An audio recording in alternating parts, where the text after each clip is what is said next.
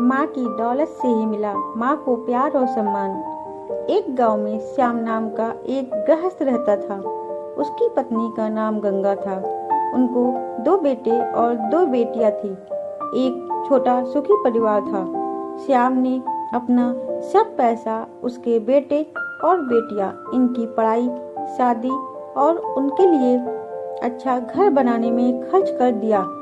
श्याम के बेटे और बहुएं स्वार्थी थे। माँ बाप ने इतना सब किया था, फिर भी श्याम को अपने बेटे बहू के रहमो करम पर जीना पड़ रहा था। उन दोनों को बेटों और बहुओं से बहुत ज्यादा हीनता और अपमान का बर्ताव मिलता था। अचानक एक दिन श्याम की मृत्यु हो गई। इस वजह से वो बेचारा तो इस दर्द से मुक्त हो गए, पर गंगा मात्र अकेली रह गई। गंगा ऐसे ही उदास मन स्थिति में मंदिर गई। वहां उसे उनकी बचपन की सहेली शांता मिली।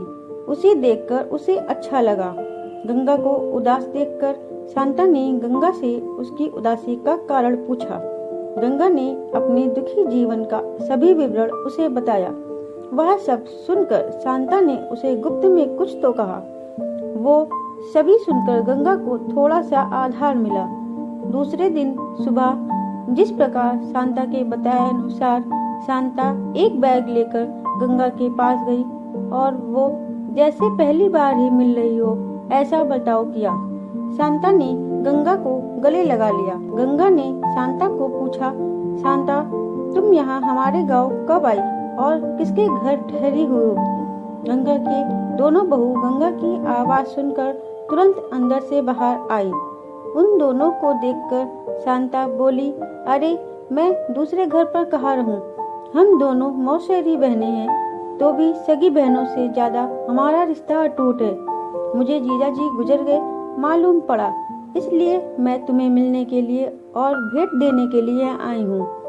पहले दिन तय किए अनुसार गंगा बोली, शांता तुम मुझे मिलने के लिए आई, यहाँ सुनकर बहुत अच्छा लगा, पर तुम मुझे भेंट देने के लिए कुछ लाई हो, उसका अर्थ मुझे कुछ समझ में नहीं आया।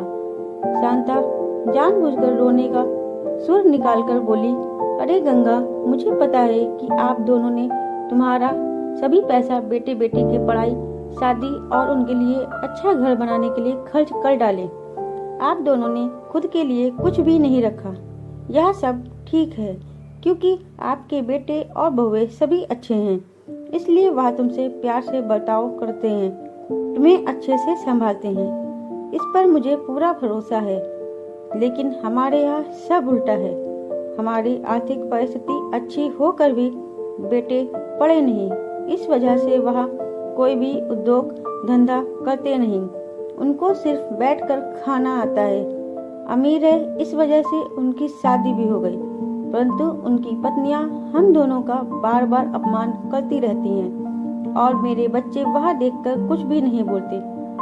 फिर शांता आंखें पोंछने का नाटक करती है और वह आगे बोली, अभी ऐसी परिस्थिति में हम दोनों को जीने की इच्छा भी नहीं है और अब हमारी जिंदगी में कितनी बची है।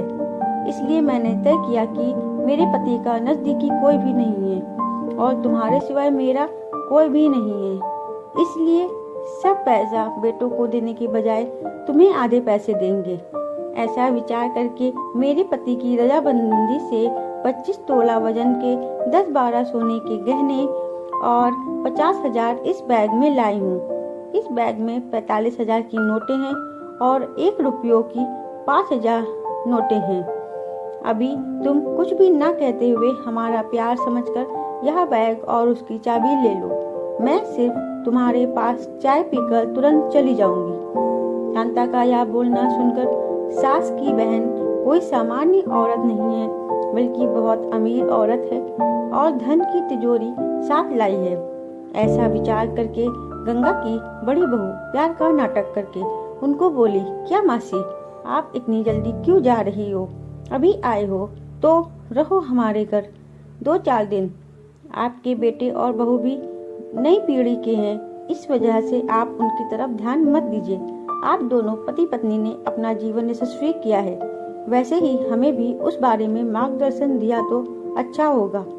और कैसे जीवन जीना है हमें भी समझ में आ जाएगा। तभी शांता उसे बोली, मेरे पति के दोस्त आज प्लेन से रात को 12 बजे हमारे घर आने वाले हैं। इस वजह से मुझे जाना होगा। हर एक मनुष्य के जिंदगी में ऐसा प्रसंग आता ही आता है कि जिसकी वजह से उसकी आंखें खुलती हैं और वह मनुष्य समझदार होगा तो उसे मार्ग दिखता है। ऐसा बोलकर शांता चाय पीकर वहां से चली गई। शांता के जाने के बाद गंगा के दोनों बेटे और बहुएं उससे बहुत अच्छा बर्ताव करने लगी, बहुत प्यार और देखभाल करने लगी। गंगा खाना खाने के बाद रात को अपने रूम में जाकर दरवाजे की कुंडी लगा लेती। शांता ने दिए हुए पैसे पत्थर पर पीटकर बजाकर गिनती थी। नाड़ों का आवाज रात के समय स्पष्ट उनके बेटे और बहू को सुनाई देता था और उनका गंगा पर और ज्यादा प्यार बढ़ने लगता।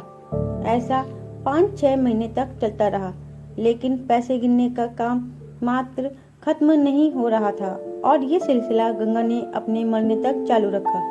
गंगा की आखिरी 6 साल खुशियों में बीते, परंतु एक दिन अचानक गंगा की मृत्यु हो गई।